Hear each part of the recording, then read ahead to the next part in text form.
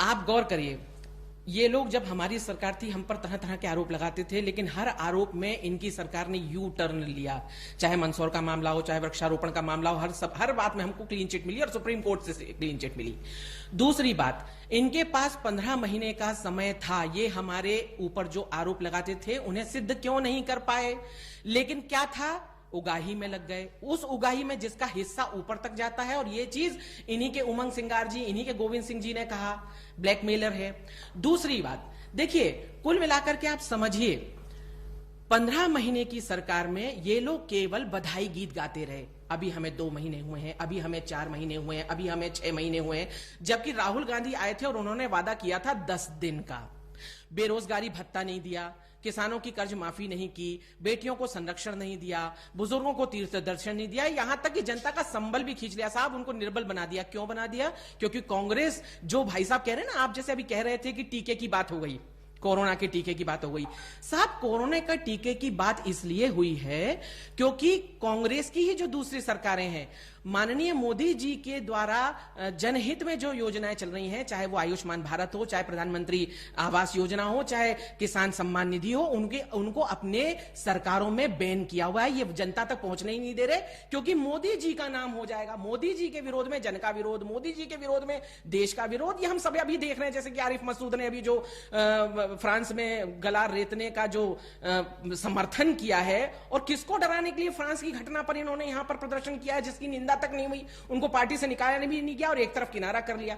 तो देखिए, कुल मिलाकर के कांग्रेस का जो रणनीति है, जो स्वयं 5 पीढ़ियों तक, 70 वर्षों तक कहते रहे गरीबी हटाओ, लेकिन क्या गरीबी हटा पाए? अभी लोकसभा के चुनाव में राहुल गांधी जी 72,000 का शगुफा लेके आए थे और हम सबने उस पर चर्चा की थी। कुल मिलाकर के जैसा कि अभी मिठून भाई कह रहे थे कि प्रियंका वाड्रा जी ने ऐसा कुछ नहीं कहा साहब, ये पेपरों में आया था और मेरे पास कटिंग, मैं आपको व्हाट्सएप पर भेज दूंगी। और रही बात, अगर आपको इतना ही महान व्यक्तित्व लगता है कमलनाथ जी का, तो प्रियंका वाड्रा जी की जो रैलियां निश्चित हो गई थी दतिया और भिंड में, वो क्यों नहीं आई?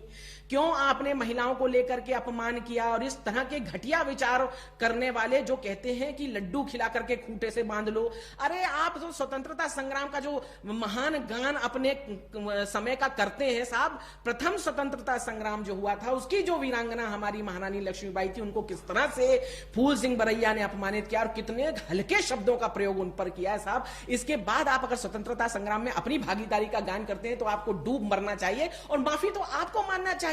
और देखिए, इस चुनाव में महिलाओं ने जिस तरह से निकल करके अधिक से अधिक मतदान कर रही हैं, कहीं ना कहीं वो इस अपमान से आहत है। मध्य प्रदेश की 28 सीटों का जो मतदाता है वो जवाब देने के मूड में है।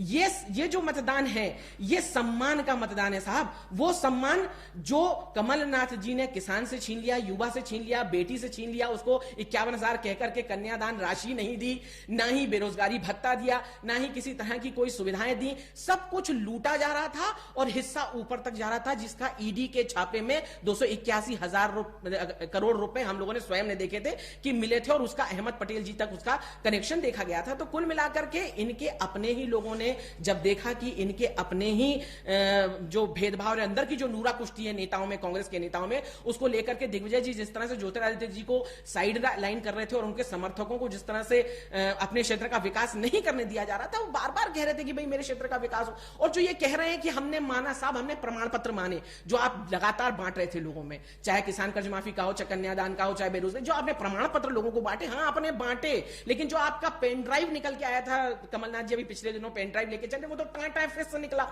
न्यूज चैनल्स ने ही जब उसकी पड़ताल की तो 10 में से 8 लोग फर्जी थे, किसी का नंबर फर्जी था, किसी का नाम फर्जी था साहब। तो आप स्वयं अपने गरिमान में झांकें कि आपके अपने परिवार में क्या कमियां हैं। राष्ट्रीय नेतृत्व से लेकर के प्रदेश नेतृत्व तक सब एक दूसरे को नोरा कुश्ती में किस तरह से पटकनी देने के चक्कर में है। आपका स्वयं परिवार आपके अपनी सिर्फ फुटबॉल से गिरा, आपकी सरकार, आप बचा लेते ना, आप बात करते ज्योतिरादित्य जी, राहुल जी से करते, लेकिन आपने नहीं किया। स्वाभाविक है। और लगातार देश का अपमान, मोदी जी के विरोध में लगातार आप चीन का पक्ष ले रहे हैं, आप पुलवामा पर प्रश्न चिन्ह उठा रहे हैं, आप 370 पर उठा रहे हैं, आप श्री राम मंदिर पर उठा रहे हैं। तो और इसका समर्थन सिंधिया जी ने कांग्रेस में रहते हुए किया। कांग्रेस में रहते हुए उन्होंने स्वीकारा कि नहीं, ये चीजें नासूर थी और 370 हटना चाहिए, नहीं चीन को जवाब दिया जाना चाहिए, नहीं पुलवामा बहुत सही हुआ, पुलवामा के बाद जो बालाकोट हुआ वो बिल्कुल सही हुआ। तो स्वाभाविक है उनको आहत थी कि आप देश का भी अपमान लगातार कर रहे हैं। ऐसी परिस्थितियों में उन्होंने निश्चय किया, भाई उनको तय करना था कि वो देश के साथ रहेंगे, विकास के साथ रहेंगे, या इन लूट बटोरी और हिस्सा ऊपर तक जारदा के साथ रहना है। मिथुन, जैसा आपने देखा कि